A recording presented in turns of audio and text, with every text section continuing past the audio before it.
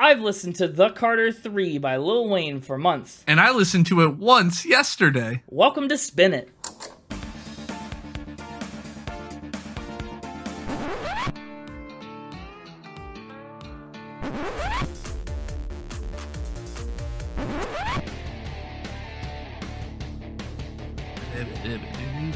Well, you did that pretty much right in time with the song. Dude, did I really? Yeah, that's pretty good. Hey, everybody. Welcome back to Spin It, the record ranking podcast for people who would rather be listening to music. I'm James. That guy is Connor. The third. Connor, you're the third? Yeah. I know for a fact that's not true. There's got to be at least two other Connors around. Oh, you just mean the third in the world, not in your family. I see. Yeah, there are probably at least two other Connors around. And I'm arbitrarily choosing to be number 3. I'm sure it's probably not been claimed yet. But if there's another Connor out there that wants to fight this Connor for the title of third Connor, step right up. Now's your chance. You know where to meet me. Meet us on Twitter at SpinItPod, on Instagram at SpinItPodOfficial, and on the web at www.spinitpod.com. We'll see you next week. Very natural. And until plug. then, keep Oh, shoot. Gosh. Sorry, I went on autopilot there. It started off as a great plug that just naturally fit, and then you almost ended the episode. I know, that would have been bad. Before we even got to talk about Lil Wayne. Well, can you imagine if we did that? We hadn't even said his name yet. You're right. Well, we're talking about Lil Wayne this week, and we're talking about his album, The Carter 3, which is why Connor's doing this whole third Connor bit, if you hadn't put that together. No. No? No. You're telling me it was completely unrelated. Maybe. Maybe? That's what I thought. What? Okay, let me get your preliminary thoughts. What were you thinking about Lil Wayne before you listened to this? I know you're not exactly a Lil Wayne fan. What makes you say that? I just have a hunch, you know. Lil Wayne is a rapper I'd actually heard of before. Heard of? Okay, that's good. Yeah. I'm fairly certain I've heard some of his songs, but I couldn't have named any of them. Yeah.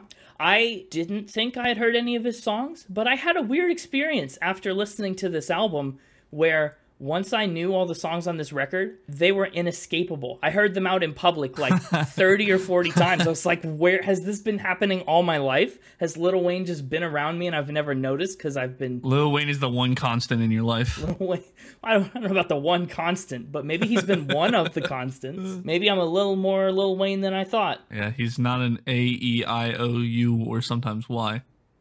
That's a consonant. That silent disapproval. No, it wasn't disapproval. That was me being really confused because you tried to use consonant in place of constant. Yeah, it was close enough. I think the joke was got. I don't think it was.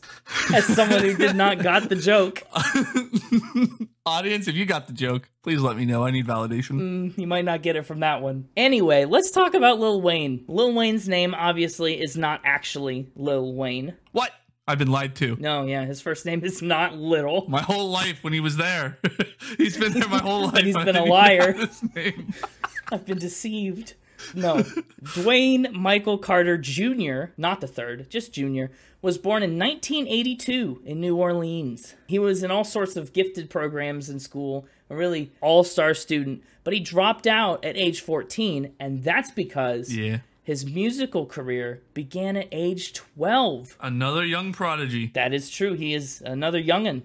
Add him to the list. We need a playlist on our website and on YouTube that's just like child prodigies that we've covered. That's pretty much everyone.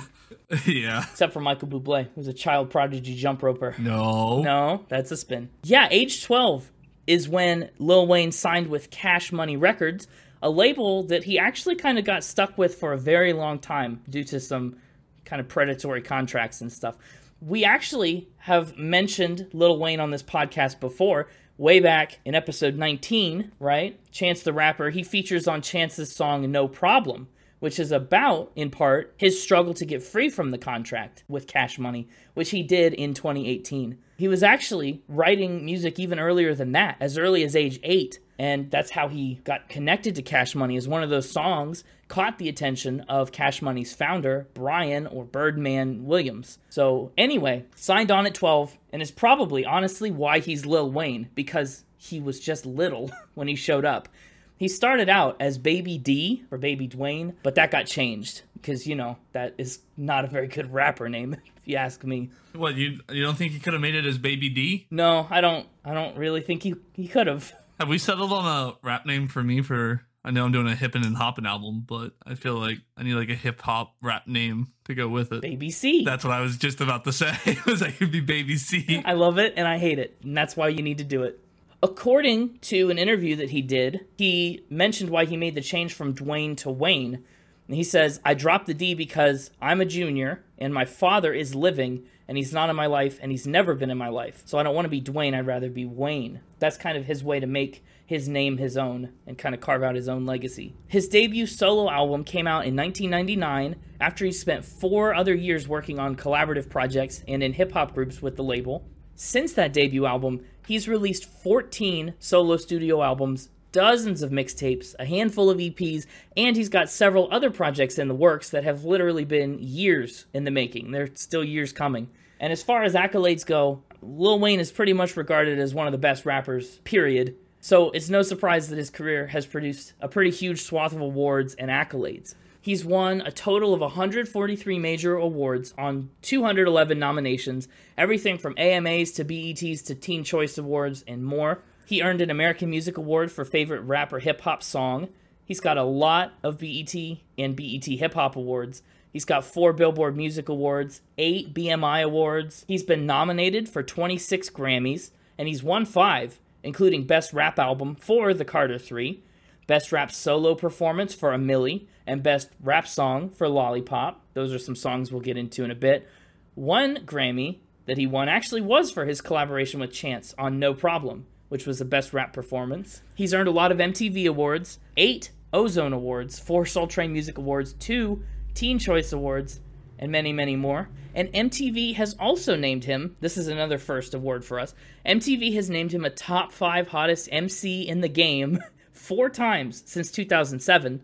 And in 2012, he was hip-hop's iconic game changer. So that's a heck of a laundry list of awards and accolades. So I know, you're not a rap music fan, but as far as rap music and hip-hop goes, this is definitely an artist you want to keep your eyes on, right? This is one you probably want to know if you're going to be into hip-hop. Yeah. This week, we're focusing in on The Carter 3. It came out in June 2008. It's rap, it's hip-hop. It's honestly pretty ahead of its time, I think, for 2008.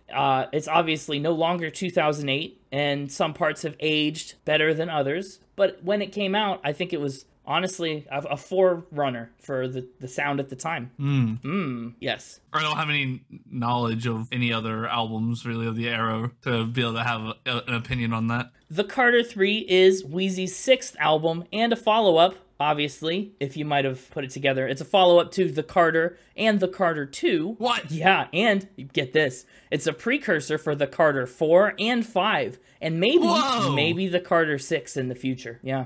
Impossible. No, possible. In fact, actual, true, legitimate. So take that. I'll believe it when I see it. See it. I mean, you can see it now.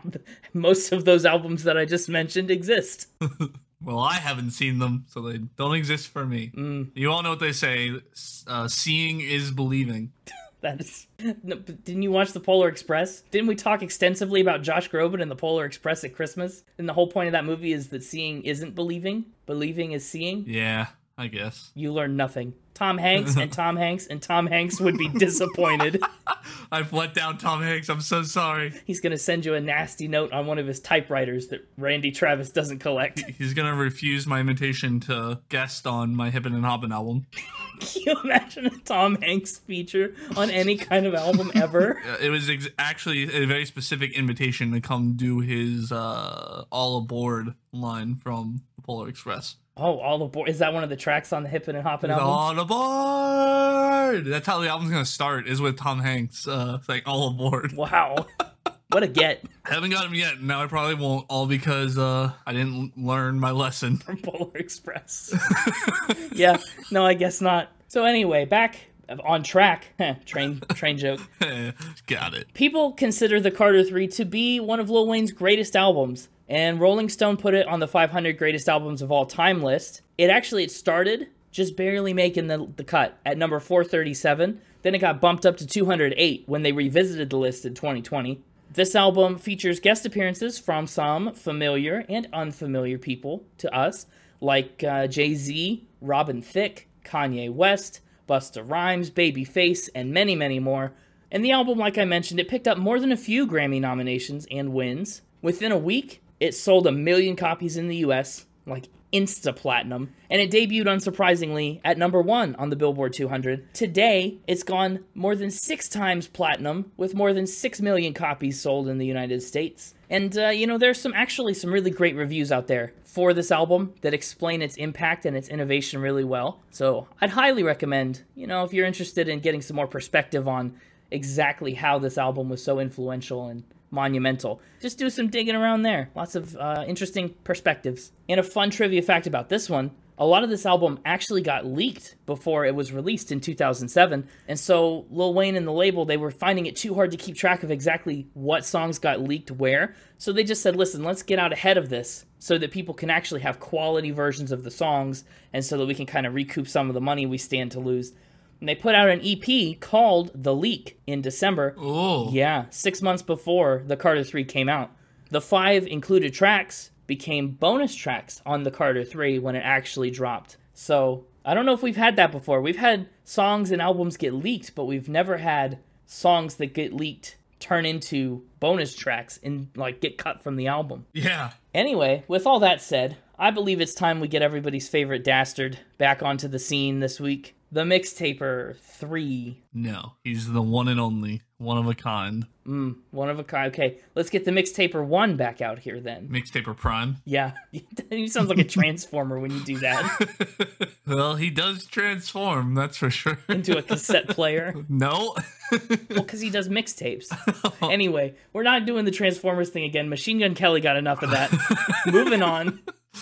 Hey, it's me, the Mixtaper Prime. Welcome back, Mixtaper. How you doing? Pretty good. Hoping to transform this round into a victory. Nice, okay.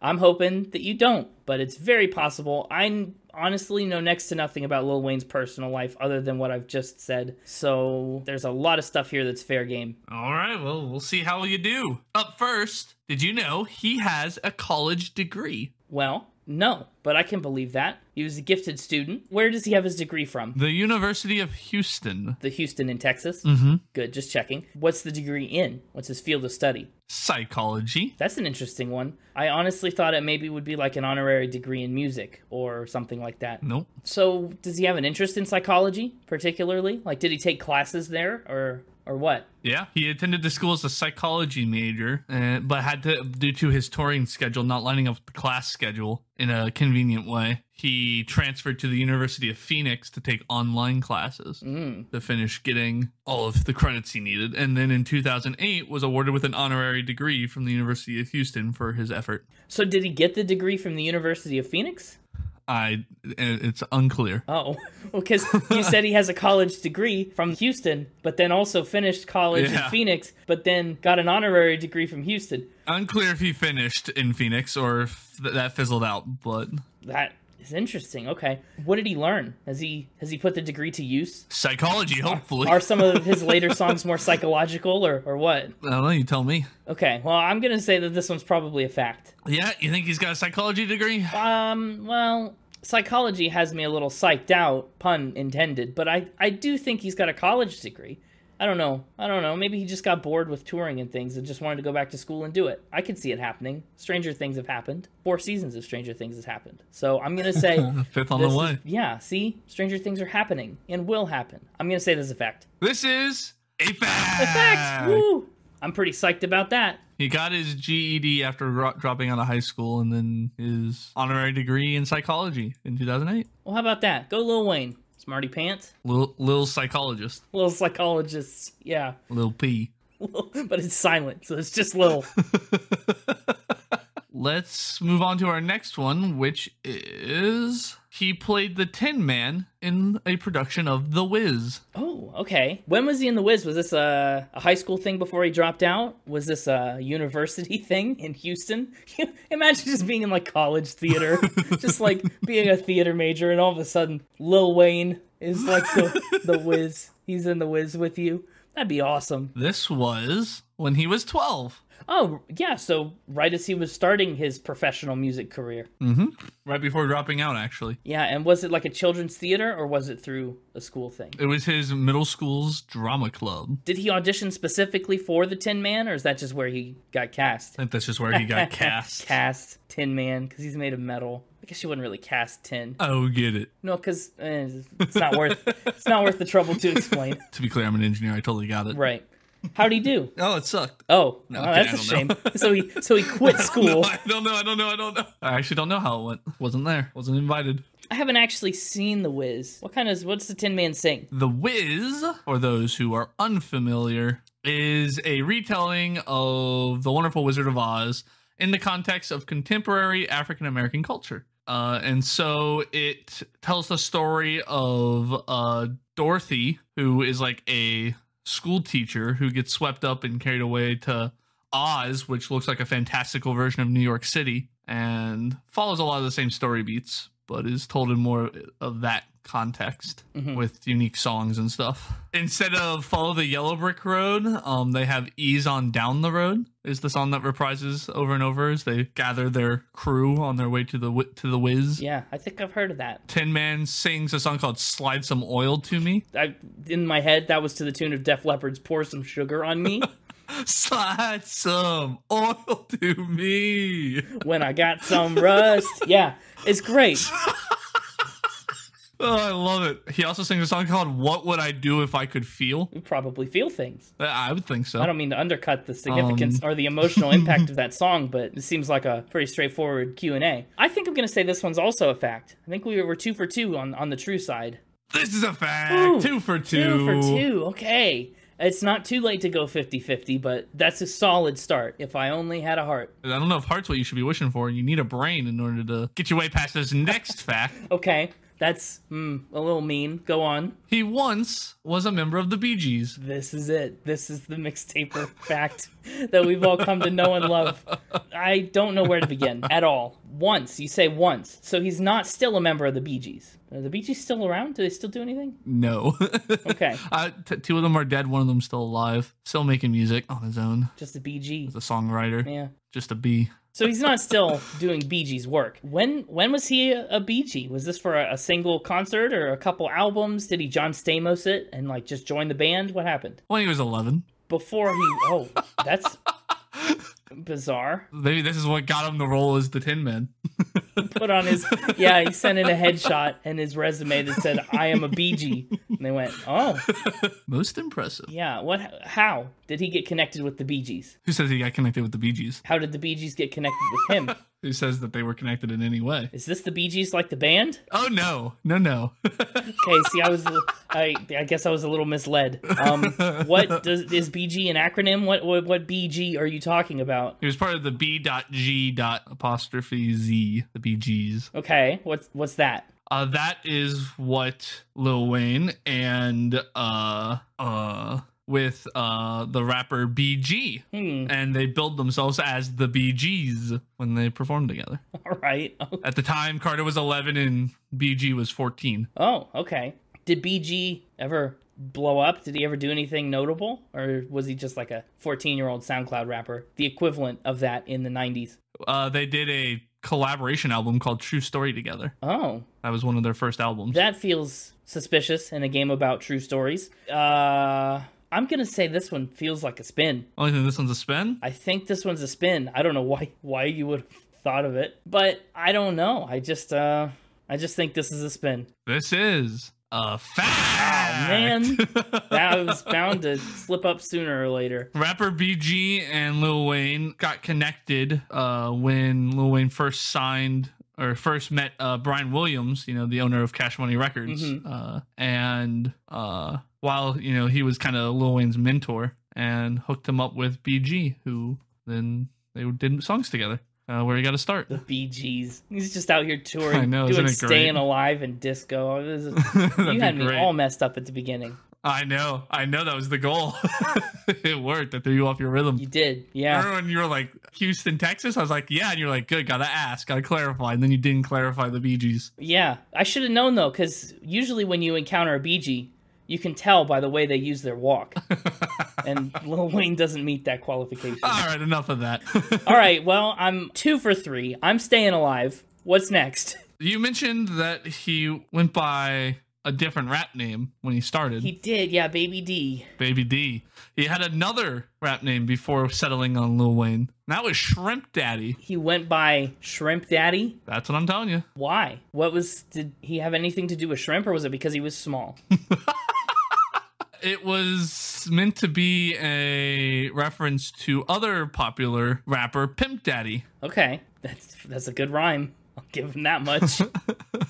Pimp Daddy was another member of Cash Money Records or whatever. Did he use this name professionally? Did he put out any music as Shrimp Daddy? Yeah, that's what they said. That's what he went by before landing on Lil Wayne. And you're absolutely correct. It was because he was short. So that's why he went with Shrimp Daddy. I see. Eventually, the name kind of fizzled out, and he settled on Lil Wayne. Okay. How long was he Shrimp Daddy? No idea. Okay. This is tough. I think I'm going to say this one is... There's no way. This has to be a spin. It's just got to be a spin. Doesn't have to be. It doesn't have to be. Question is it? That's such a... It doesn't matter what... doesn't matter your age or stature, or whether it's 1992. You have to know that Shrimp Daddy is, like, not it, right? You have to know that's not going to be a name that propels you to rap stardom. I'm going to have to say it's a spin. Well, you're going to have to go 50-50 this week. This is a true fact. Wow. That's wild. You blew it. We had such a lead and you blew it all. Here's a fact for you. This is the first time I've ever gone 50-50 by getting the first 2 right and missing the last 2. Nice. Yeah, it's never happened before in all 57 episodes. Interesting. Our Johnny Cash episode, I got the first 2, missed the next 2, and then we had 2 more facts. That's the only other instance that's been like this. I did just look it up. He went by Shrimp Daddy from 1992 to 1994. That's a long time. I did nail the 1992 thing, though. That's pretty good. Wow. I'm honestly, I'm a little surprised at both of the ones that I've missed. And for those keeping track, that this was an all true fact week. It sure was. Wow. You did go on a long run of spins for a while. Olivia Rodrigo and Dance Gavin Dance were a lot of spins. But the Monkees and Lil Wayne have both been very fact heavy. Yeah. I find some good stuff. I know, and I don't know how to play to that meta yet. Good. That's what I love about Factor Spin, you know? You never know who's going to win. The game plays itself. Well, there for a while, you had pretty good odds. But here lately, I've been pulling it back. Yeah, I know, and I'm worried for the time you start to pull ahead. But we'll cross that bridge when we come to it. And until then, I'm off to more dastardly facts and spins. Yeah! All right. Get on back here, Connor. The third. Connor the Third. I'm sorry. I'll use your full title. Thank you. Your full name, Connor the Third. Not to dox you on the podcast. Yeah, I'm in the same group as Kermit and Winnie. Middle name The. Yeah, it's a small but proud group. we call ourselves the THA those the those. This is an awful bit. You just said Kermit's middle name is The. Yeah, it's Kermit the Frog. Jim Henson didn't die for this disrespect. Winnie the Pooh. Before we go down that rabbit hole any farther, let's talk about the album art on the Carter 3. And before we go down that rabbit hole, I'll BRB. Well, right. So noted. In real life, wait. Yeah, I'm waiting. Thinks I'm going to go on without him. Why would I do that? Wonder what Connor's top 3 is going to be. I'm going to make a prediction. I think Connor's top 3 is going to include... Oh, it's so hard. I honestly have no idea. I think he'll take Phone Home. I think he'll take Mrs. Officer. I think he'll take Let the Beat Build. I think he might take Lollipop. We'll have to wait and see when he gets back. Let's talk about the album cover for the Carter 3. The cover art is pretty recognizable, instantly recognizable now. It features a baby picture of Lil Wayne with all of his tattoos and such photoshopped onto him. Cool diamond ring on his pinky. I think it's pretty interesting, right? Oh, yes. He's quite stylish. I wish I had that kind of style as a baby. I wish I had that style now. Well, I mean like an adult size. I couldn't walk around in that size clothes. But he really is. He just is a Lil Wayne in this picture. Yeah. I assume the tattoos they put on the baby match the tattoos Lil Wayne has. As a matter of fact, no. I'm just kidding. Yeah, no? They do. Oh, okay. They do. Oh. Yeah. He's not the first rapper to do something like this, but this has still become a pretty iconic cover. His follow-up projects, the Carter 4 and 5, also feature pictures of a younger Weezy. So This one kind of kicks off a theme that he sticks with for a few different records. I like the Carter 4, personally. That's him graduating from, like, kindergarten or something. Oh. Yeah. Adorable. Yeah, when you said he got a college degree, that's kind of what I thought of. I never did that. You never graduated from kindergarten? No. Are you still in kindergarten? Maybe. Somebody lied on their resume. It's just so hard. I mean, finger painting, nap time, it's all hard stuff. Very rigorous course load. Well, we've got 16 whole tracks-ish to get through on this episode, so we better dig in and get started. Let us begin with track number 1, Three-Peat. Like a lot of rap albums, we start with a track that really kind of serves as like an intro for the whole album. It sets the stage, it brings us in, it hypes us up. For example, you know, we've had it on a couple other rap albums that we've already talked about. Chance, right? This ain't no intro, it's an entree with Kanye, Gather Round Children, Fairy Tale Story Time. It's honestly nothing new, but Three-Peat goes about it in a different way, right? It's a three-peat, like a repeat, but 3 times. It was a fun start. Yeah, it's high energy, and I like that. It's a cool background, too. He gives us a taste of Holly Grove, his Louisiana hometown. And he actually includes some sneaky little personal anecdotes in here. He says, 2 more inches, I'd have been in that casket. According to the doctor, I could have died in traffic. That's an allusion to a story when Wayne was 12. He actually accidentally shot himself right in the chest, and he almost died on the way to the hospital. I actually knew that. You did? Wow. Factor Yeah. spin research. You must have peaked. I did. I peaked. You know who hasn't peaked? Lil Wayne, right? He's on the rise. This is him proclaiming that he's going to do a three-peat with the Carter 3. It's going to be his 3rd victory. He hasn't missed yet. And according to all the awards he got, he didn't peak. He didn't. Right. You're right. Yeah, he was right. He didn't miss. No. He says that they can't stop me even if they stopped me. Like, my momentum is so huge that even if I never did anything else, my legacy would still be unstoppable. Which is bold, but honestly accurate for Lil Wayne. Beyond that little watch me, there's really not much of a hook to this song. And normally, I'd kind of consider that a ding against the song. But really, for a breakout intro song like this, that's just meant to be a scene setter, I'm okay with it. I do kind of like the song structure, how it kind of just goes intro, refrain, giant verse, refrain, Yeah. end. It's a fun structure. It is a fun structure. It's not one we actually have seen on many songs. Not one we will see on many songs ever, to be honest. I really like the line, I just do this stuff for my clique, like Adam Sandler. Yeah, right? That's like such a really, like that's such a clever line because for those who aren't hip on the Adam Sandler movies, Adam Sandler starred in a movie called Click, C-L-I-C-K, where he had like a universal remote that he could do whatever he wanted with, Yes. control the world basically. But then also like Adam Sandler's known for like, he has his group of friends that he helps get cast in his movies and like he makes sure to bring with him on his ride to success that he's had since before he was successful. Yeah. And so that's why a lot of Adam Sandler movies have a lot of similar casts. That's very true, they do. And so that would be like using click, like Lil Wayne uses it here, C-L-I-Q-U-E. And so that's just like a really clever line I didn't expect to see in a Lil Wayne song. Yeah, certified poetry for Adam Sandler. But also beyond that, I mean, to do click like the remote Wait, for Adam Sandler? for the Adam Sandler line. Oh, gotcha. Yeah. Can we get Lil Wayne the Spin It Adam Sandler award? I don't know what that is, but sure. Best reference to Adam Sandler. Okay, you're right. Lil Wayne has the best Adam Sandler reference. But beyond that, too, he talks about click like the remote. I control hip-hop, and I'm going to keep it on my channel. I'm going to make sure everyone's eyes are on me. Right. It's a nice little double-edged sword. Awesome. But up next is Mr. Carter. Doesn't have his PhD yet. Well, yeah, that's right. We do have Mr. Carter and then Dr. Carter later on the same album. I should have known he got a college degree. It happens over the course of this record.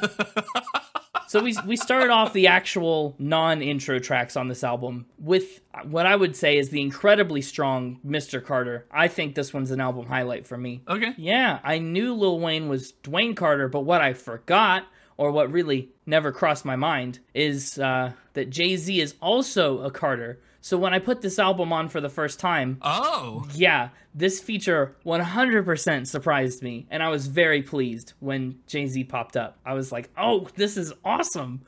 It really caught me off guard. I didn't know that. That's awesome. Yeah. What'd you think about the high-pitched voice on this one that takes so many of the choruses. I know you don't love vocal manipulation. Yeah, it took me a course to get used to it, but by the end I really liked it. Great. See, it does. It grows on you. That high-pitched voice is the product of Sharon Prescott's singing and producer Drew Correa's creativity. He says that he sped up the recording and purposely made it sound like a sample. And so they told Lil Wayne that it was a sample. And he says, I think Wayne still thinks it's a sample to this day. He never knew they recorded it outright and just changed it. And, you know, you're a pop culture guy, as you've self-proclaimed yourself several times. There are some pop culture teases in here with Beetlejuice, Leave It to Beaver. He talks about Stevie Wonder. Yeah, it does. I like me a good pop culture reference, as I think was made clear with the Adam Sandler line I had to point out. Is that a good pop culture reference? I mean, the reference was good. I mean, it's a deep one. Yeah. Pretty deep cut.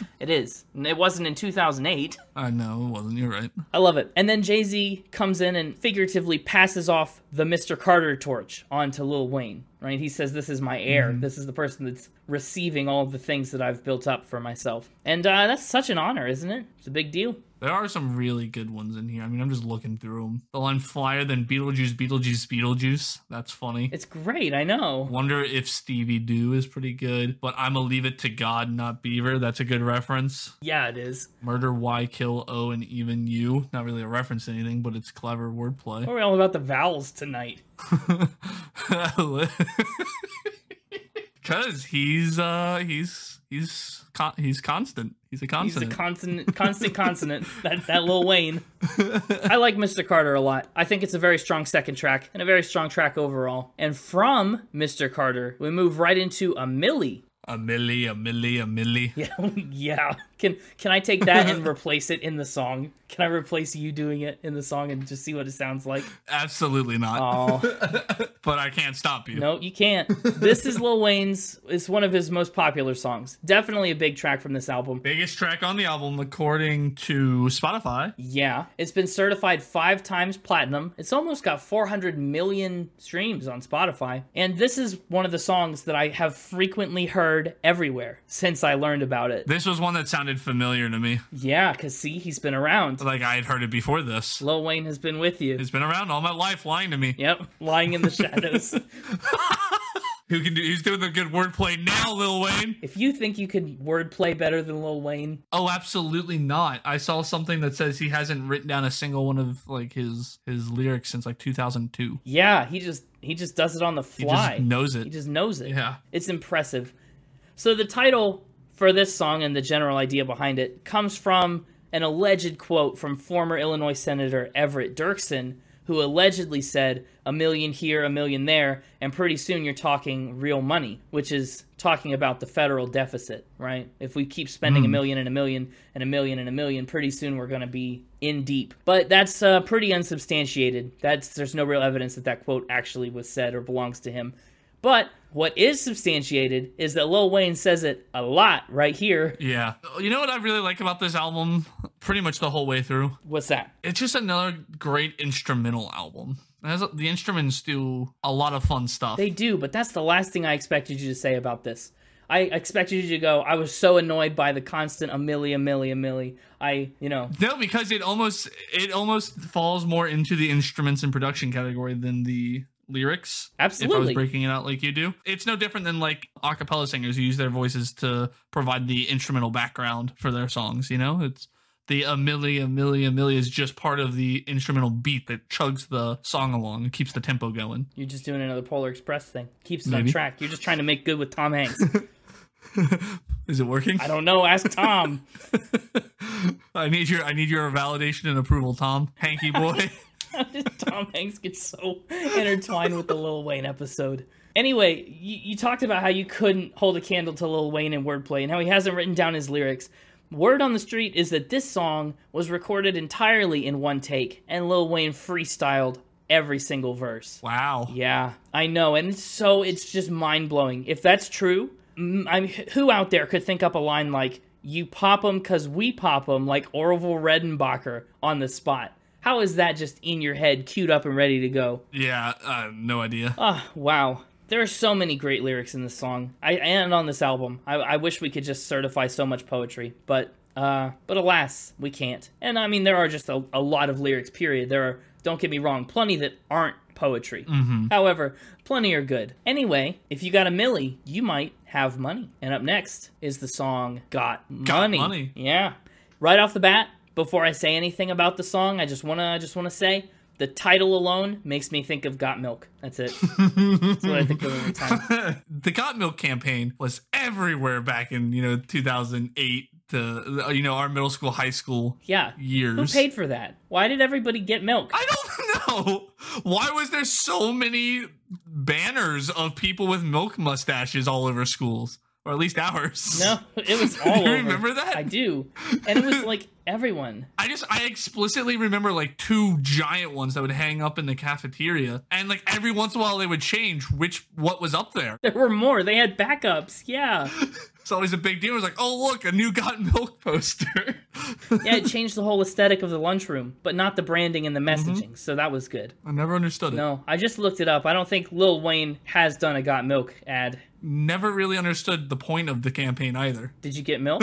I don't know. We always had milk, so somebody in my family was getting it. Guess so. Remember the good old days when milk was delivered to you? You didn't have to go get it? No. Just come to you in cute little bottles? Do you remember those days, or were you born in 1950? If the Got Milk campaign was happening in the 1950s, maybe that's why it went away. Maybe.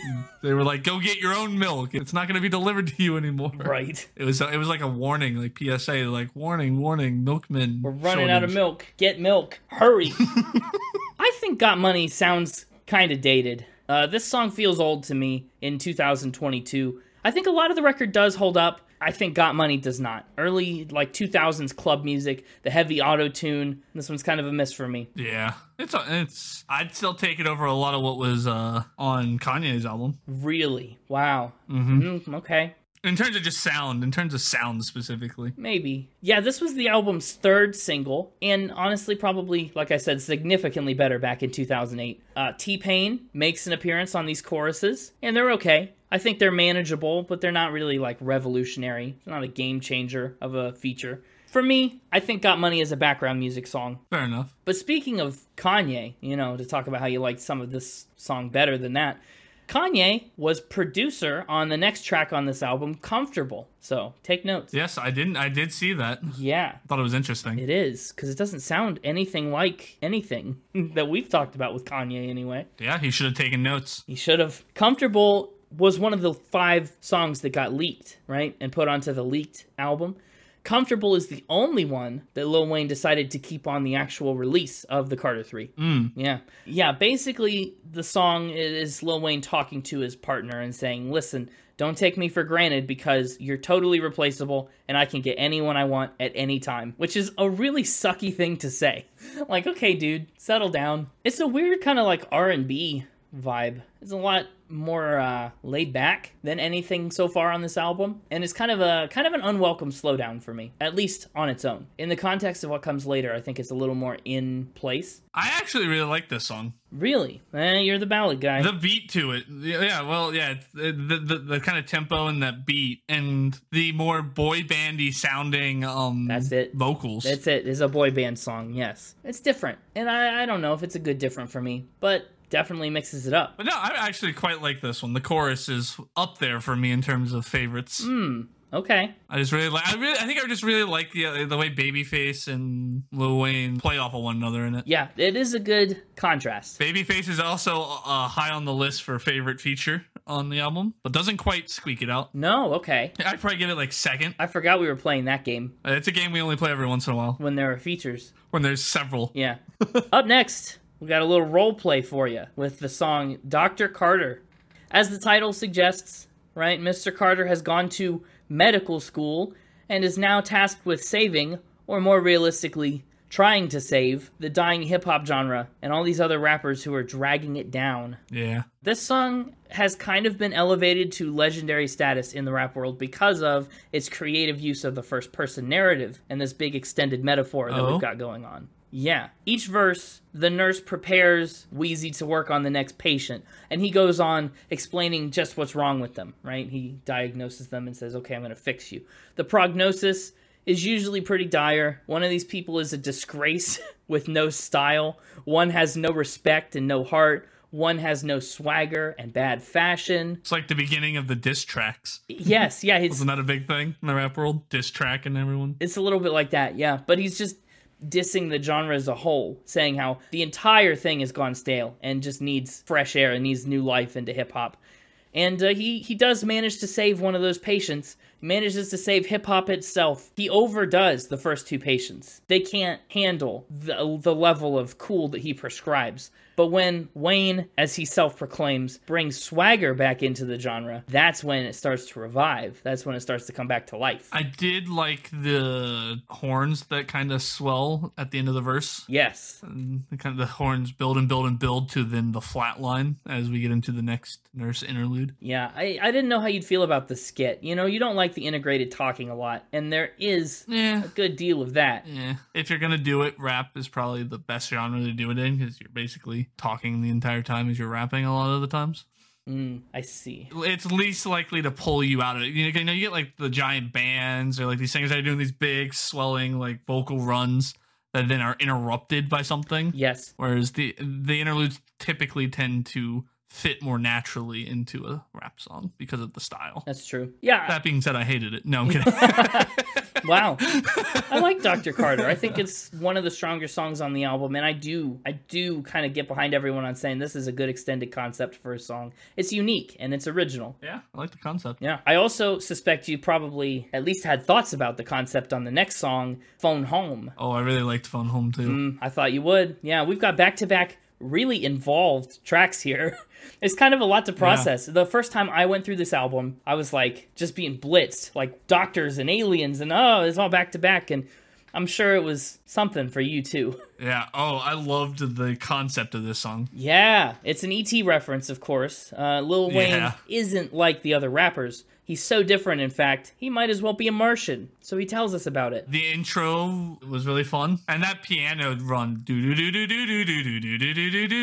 it's so good. Yeah, actually, as an homage to our favorite Reese's Pieces loving wrinkly friend, they do sample a bit of the movie soundtrack in this song, which is so cool. Yeah. The song was conceptualized and produced by Kool and Dre after they heard Wayne use that Martian line in a freestyle on another project. They recorded a demo for this, and apparently Lil Wayne liked it so much that he kept it locked away very, very, very secure until he could release it himself. I'm sure. Yeah. I'm not the greatest fan of the chorus Phone Home Weezy. No. It's good. I like it. It fits well. It's just that they do it a bit much. It's a lot. It's my typical complaint. It happens several times. I wanted one more verse to replace maybe one of the choruses and then shorten the number of times they say Phone Home Weezy in each chorus, and I would have been perfect. 6 times wasn't doing it for you? Yeah, 6 was a bit much. Maybe 2 and 2. You know, do 2, then do the and if you feel like you're the best part, and then 2 more.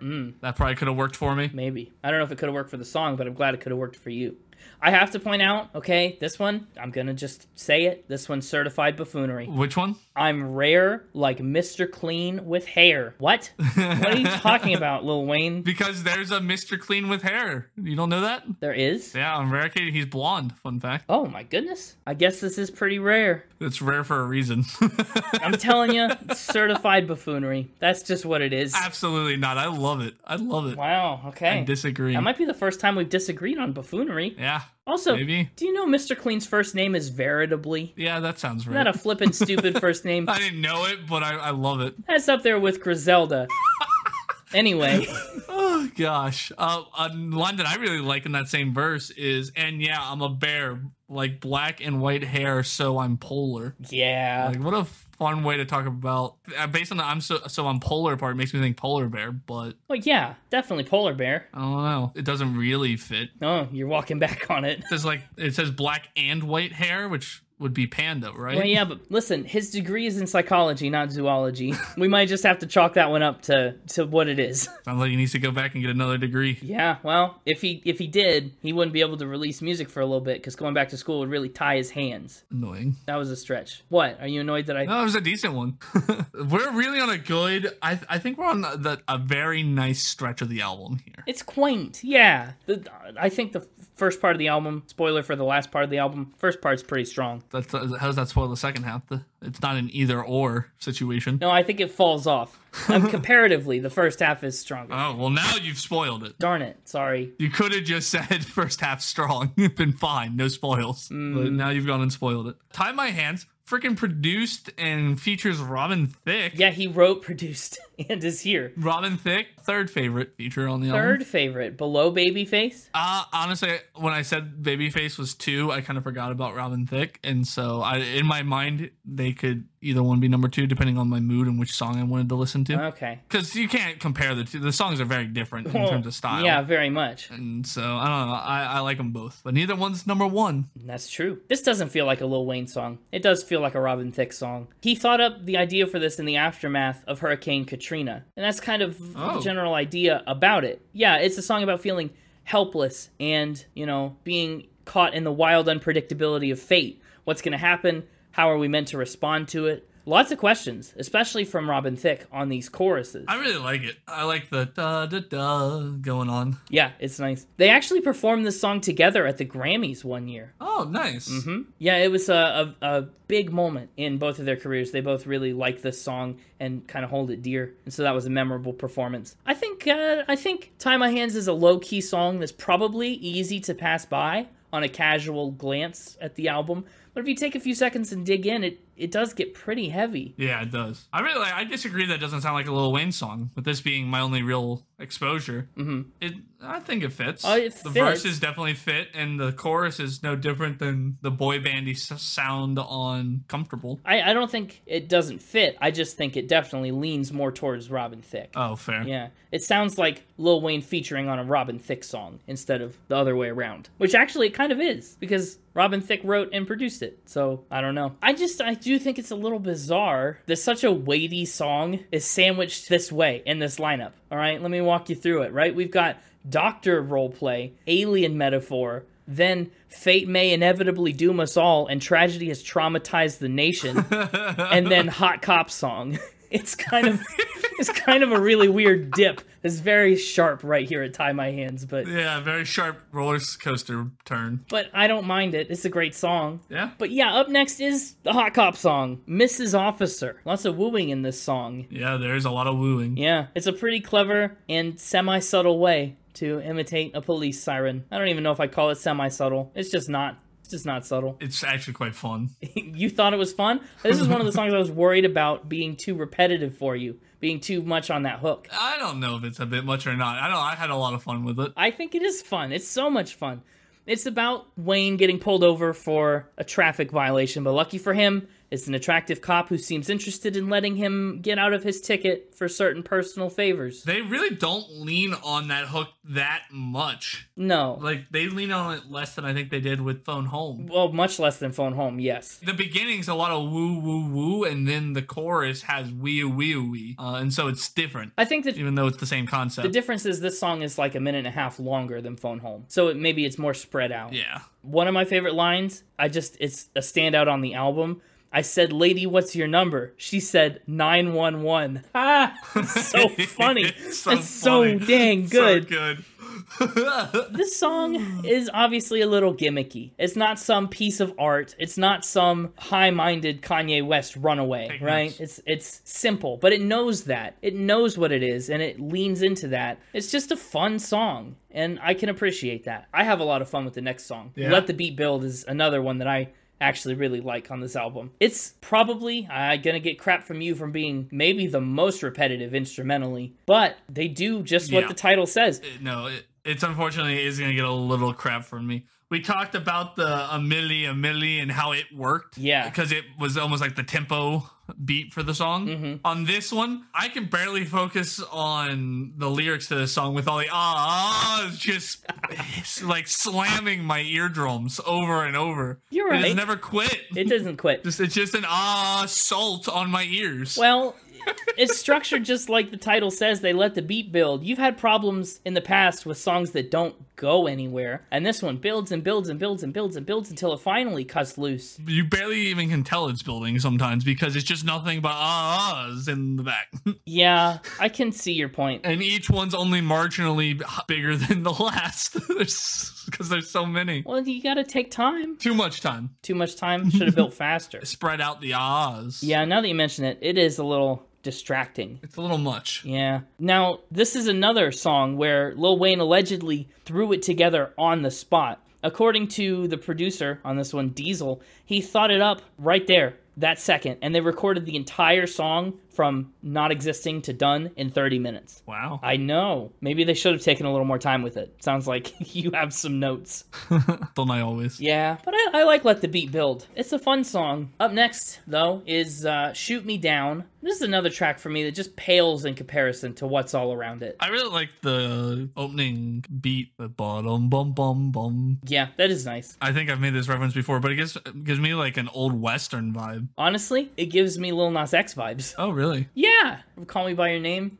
Kinda, yeah. Slightly. But obviously that's much later. I'm just trying to compare it to things that you liked. Maybe subtly build that bridge. It reminds me of like the cowboy that dresses in all black so you know he's the villain walking into the saloon. You're right. It does sound a lot like that. And that's fitting for Shoot Me Down, yeah. Right? To be a gunslinging song. And so I'm a big fan of that instrumental beat. When Wayne heard this beat, he actually cleared out the entire studio just because he wanted some time alone with it. Yeah, understandable. He cleared everyone out and he was like, give me a tea. I'm going to drink tea and listen to this. And that's what he put into the intro, into that first verse. And the idea behind it is please don't shoot me down because I'm flying. Let me do what I'm doing because I'm out here running the game. So quit taking shots. Makes sense. I do also like the subtle little callback here. He says, it gets me how nothing gets me or gets to me. And if you're shooting for the stars, then just shoot me. But your bullets don't reach Mars. Because he's a Martian. I get it. Up next is another one of Wayne's greatest tracks of all time. The only track to top the Billboard Hot 100. And it's gone an absurd 8 times platinum. That track is Lollipop. Lollipop has a poppier sound. It leans pretty heavily into electronic influences. Or at least whatever electronic influences were around in the mid-2000s. So that gave it a wider appeal, and it really helped open him up into a wider audience than hip-hop alone could. It kind of gave him fresh legs and exposed a new world to Lil Wayne. What'd you think of Lollipop? Static Major is my 4th favorite. Okay, the 4th. We've only got a couple features left. I just really like the southern drawl on his rap style. The way he says certain things. He's like he says her and well, a lot of it that's about rhyming, you know. I know, but it sounds countrified. It's weird. It does. He is a Kentucky rapper, so it fits. Yeah, it does. This is another very inconspicuous metaphor about candy. His girl loves lollipops. Yes, that is all. The candy. The song is not about anything else. I thought it was a reference back to his time as the Tin Man in The Wiz, the Lollipop Guild. Oh, you know what? I guess let's go with that. Is the Lollipop Guild in The Wiz? I don't know. Never seen The Wiz. Lollipop is the other one that I've heard everywhere. It's been, honestly, the big ones here. But A Milli and Lollipop. Where have you been going that you heard this song? Just out and about. It's everywhere. Who doesn't love a song about candy? I can see why this one was very popular. It's incredibly catchy and darn well executed, even if lyrically it is a little bit on the nose. A lot on the nose. Yeah, you couldn't come up with a good, clever metaphor about candy to do instead of making a song exactly about lollipops. I know. Yeah, what the heck? It's bit for bit about a lollipop. Speaking of lollipops, did you ever do the thing as a kid where you tried to see how many licks it took to get to the center of a Tootsie Roll Pop? Absolutely not. Did you? Yeah. Really? Every time I saw an owl, I just asked. They never told me. Yeah. I legitimately tried that one time. I remember vividly taking a bunch of... I was just chewing through paper. I was just doing tally marks. So this was back pre internet era. How many licks did you get to? Who even knows? But approximately. I do know I got pretty deep into that sucker, and I kept the wrapper so I could wrap it back up when my mouth would get tired and put it in the fridge to save it and come back to it. I just remember I had tons and tons of sheets of paper with tally marks on front and back, just counting each lick. Wow. It was awful. I don't know why I did it. I think I've learned a little bit more about you today. I feel like I've gained a deeper understanding into you. Yeah. That's what this song is about. The joy and the curiosity and just the unbridled imagination that comes with figuring out Tootsie Pops. Up next, we get this weird little, like, childish ditty to follow up this lollipop metaphor. We do. I don't know how to feel about that. It's whiplashy. I don't like it. Not only was it whiplashy, but like the entire time, because we just came off of the Lollipop song, and the next one's called La La, which is a lot like Lollipop. Like, yeah. I just could not shake it from my brain. Nope. And the entire time. It's not what I want on my brain the entire time. No. It's, ugh. I know kids like candy, but... Also, all these rappers do kid songs. What? Do you remember Drum Sing Special? How he tried to make a song for Sesame Street and Barney, but then Chance got a hold of it and was like, that is a rap song now. Like, what is the deal? This is the exact same thing. Producer David Banner said, I'd been hearing that Wayne had been freestyling over my beats, and when I played him La La, I told him, dude, this is a beat I made for Shrek 3. Shrek 3. Sorry, what now? This song was made for Shrek 3. This is in Shrek 3? No, it's not in Shrek 3, but the beat, was intended to be in Shrek 3. And it was supposed to be a song with Timbaland, Pharrell Williams, and will.i.am. But they couldn't get all three of them together, so they shipped the beat off to Lil Wayne. Okay, I was like, I've seen Shrek 3. Shrek 1 through 3 is the perfect trilogy, and we pretend Shrek 4 doesn't exist. I see. This is 2 episodes in a row that have deep Shrek ties. I'd love a deep Shrek tie. I'm sure you do.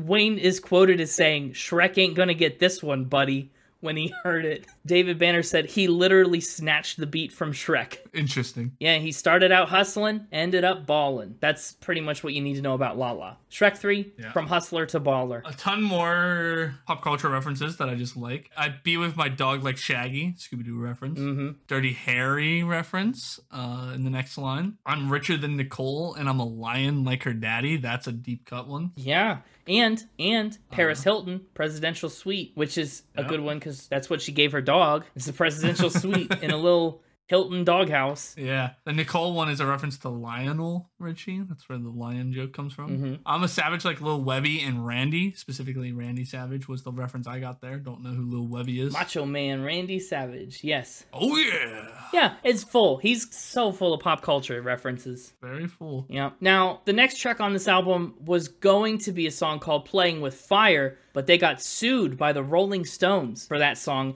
And so to avoid the legal trouble, they just pulled it from the album. And so we're going to pull it from our episode. Of course, that pull didn't happen until they'd already sold 2.3 million CDs. So it's not exactly super rare. But that song, Playing with Fire, was replaced by another track that we probably won't talk about here for reasons that should be obvious if you know anything about it. Wasn't on the original release, we're just gonna skip it. That's a good logic. Yeah, we're only talking about the original released album, except for the one track that is there that they pulled. Yep, they pulled it, so we're not gonna talk about it. No. The one we skipped was Put. I'm gonna keep that in there and just put a big bleep over it. Another one with a really fun instrumental section is You Ain't Got Nothing. I really like that bomb, bomb, bomb going on with the synth. Yes. That's a sample of a Joan Armatrading song from 1981 called I'm Lucky. I listened to that one. This song is a big, big, big improvement on that one. That's my hot take. Is it that hot? No, it's not that hot of a take. Oh, okay. Yeah. For me, You Ain't Got Nothing is another song that's kind of here. Really? Yeah, it just is. It's just a placeholder. Just takes up a little more space. I didn't get too into it. Interesting. Again, the beat. This would be a fun one to have cranked up in your car. It's bomb, bomb, bomb, bomb, bomb, bomb. Yeah, that's true. It's be fun. I had my favorite line on the album, I think. Really? Which one's that? It's kind of the entire intro to verse 1. I'm with 100 people, we Dalmatian doggy deep, and fly with the tongue, so if you feeling froggy, leap. Yeah, yeah. It's ridiculous. Kermit, you better think before you ribbit. And then he's like, Kermit, you better think before you ribbit. Kermit comes back. Kermit the Frog. One of the thes. Yeah, he's part of the thes. You're right. That's a pretty good stretch of lyric. Does that make this your favorite feature then? No, Fabulous is not my favorite feature. Really? This is the last track with a feature. So you've either... Yeah, it depends on your definition of feature. That's true. If you're taking the sample in the next song, well, we'll get there.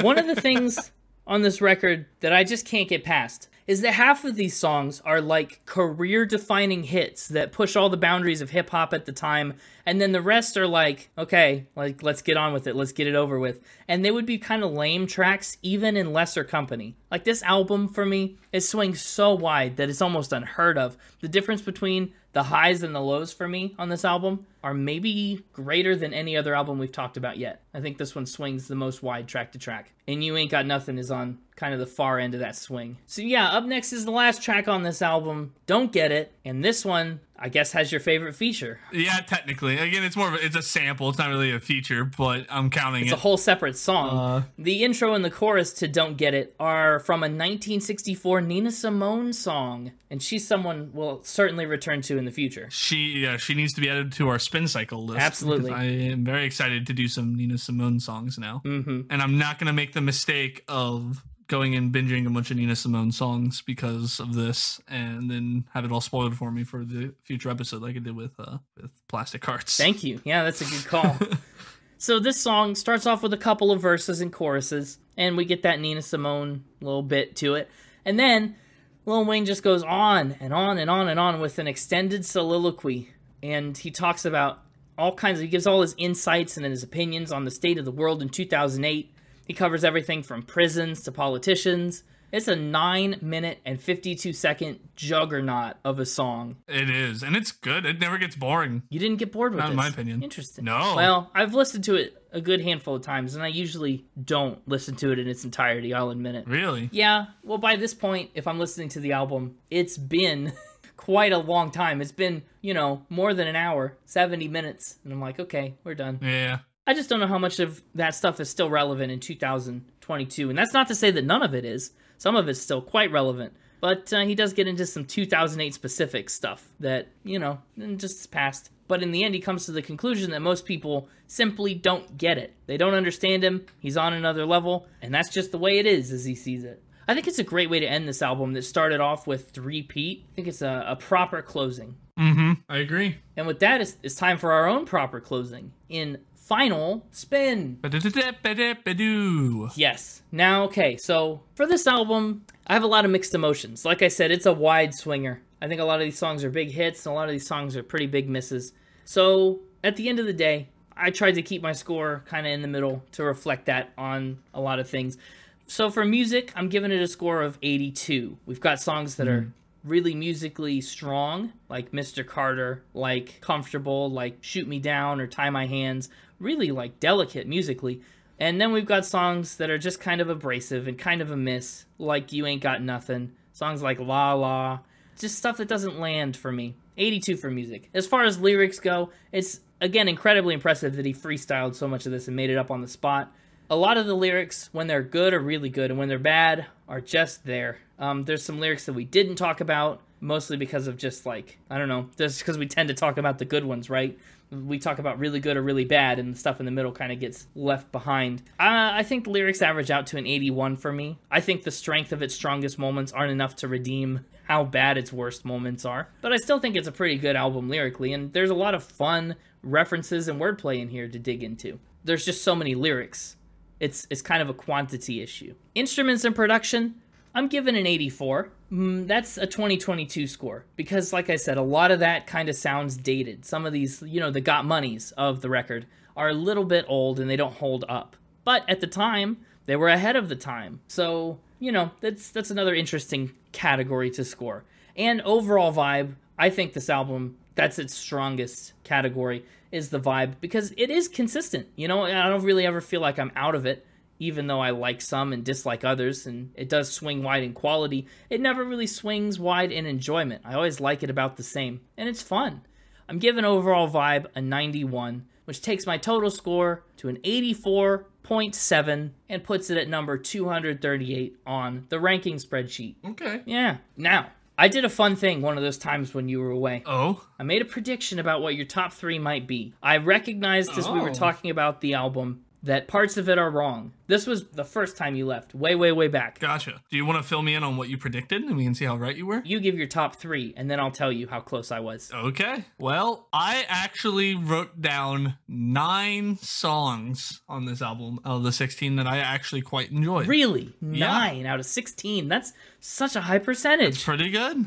I know. I did narrow it down to my standard top 3 and honorable mention. And so there were 5 that were left off. Sad day, but understandable. Yeah, but I just thought I needed to acknowledge that there were 9 of them that were in contention. That makes me feel better. And so, in album order, Comfortable, Phone Home, Tie My Hands, and honorable mention to Don't Get It. Okay. Yeah, that is not the direction I thought you would go at all. Yeah? Not at all. I got 1 right. I got Phone Home. Oh? Yeah. Okay. I also predicted you would have a lot of fun with Mrs. Officer. Not as a quality track, but just for the fun of it, right? Uh-huh. And I thought you might be a little easier on Let the Beat Build. Okay. Once you started talking about that one, it was clear that that was a bad guess. I just assumed you'd like the energy of it. And then Lollipop, I also thought would be on your list, mostly because of its pop leanings. Gotcha. Yeah, at the time, I was totally forgetting Comfortable and Tie My Hands, but... Yeah, 2 of those were in the other 5. Okay, that makes me feel good. I can tell you which 2 if you want. It was not Let the Beat I don't know if Build. I'm allowed. You don't know that. Was it Let the Beat Build? I don't know. I'm trying to get permission to talk about the 5 that weren't in there. I don't want to be docked. No, you're right. Picks in future episodes. These won't count as picks. I am curious to know what other 5 weren't in there. Okay. It was Mr. Carter, Mrs. Officer, Shoot Me Down, Lollipop, and You Ain't Got Nothing. Okay, that's a solid top 9. Yeah. As if 9 tracks isn't a whole album on its own. But yeah, that's great. Those 9 could have been the whole album. Maybe would have gotten a 9, or maybe even that coveted perfect 10 from me. Who's to say? You would have. I do not believe that you would have given any 9 Lil Wayne tracks the coveted perfect 10. You can't fool me for a minute with that lie. I'm not as good as the mixtaper. No. So which one of those are you taking for your playlist song? I don't know. I've actually been sitting here playing those 4 that I mentioned over and over again, trying to decide. Yeah. We also have a notable omission of A Milli. The biggest song from this record didn't make your list. Yeah, I liked it. It was all right, but yeah, that's really it. But yeah. It's between Phone Home has that great, like I said, instrumentals to it. Sure does. Comfortable, I think, has the best beat. Yeah. And I really like the sound. Like I said, I like the sound that Babyface brings to it. Same thing with Tie My Hand. It's like a ballad. And it features Robin Thicke, so I love it. Don't Get It isn't gonna make it to the playlist. I just put it in as honorable mention because I had my favorite sample, I guess, or feature. Yes. So it's really between, I think it's between Comfortable and Phone Home. Okay. What are you thinking for the playlist? I know you were a big fan of Mr. Carter and A Milli. I am a big fan. I'm torn between Mr. Carter, A Milli, and Lollipop. Ooh. If I had to pick a 10th song, I think it would probably be A Milli. Well, great. Yeah, if we're just picking 10 out of 16, that sounds great. Yeah. I like Mr. Carter, but I think it's not a right fit for the playlist, maybe. I think it is my favorite song on the album, but it's not a good playlist fit. I'm behind that. At the same time, I don't know if Lollipop is either. I think I might take A Milli. I can get behind that. You go with A Milli, and I will go with... I think I'm going to go with Comfortable. Okay, that's not the one I would have done, but I understand. Well, Spotify disagrees with you. It has more plays on Spotify. I don't care who Spotify agrees with. This isn't Spotify's podcast. I use Spotify to judge the average listener. Mm-hmm. We've got our playlist picks. I would veto, but I value the sanctity of the playlist. Wait, you would veto? You would veto Comfortable? It just wasn't my favorite. It's okay, but it wouldn't make my top 3 or 9. I'm trying to decide if I regret that decision. That's why I wrote down 9 tracks, because they're all on the cusp. They're all on the, depending on my mood. I'm trying to think in the future when I'm listening to this podcast and it only gives me rap songs because that's what it loves to do on the playlist. I'm trying to decide which one I'd be more likely to want to hear. I don't even know. We're just gonna stick with Comfortable. Just sticking with it. Move on. Yep. No regrets. No. Trust my gut. No regrets. I'll probably have regrets. Yeah, maybe.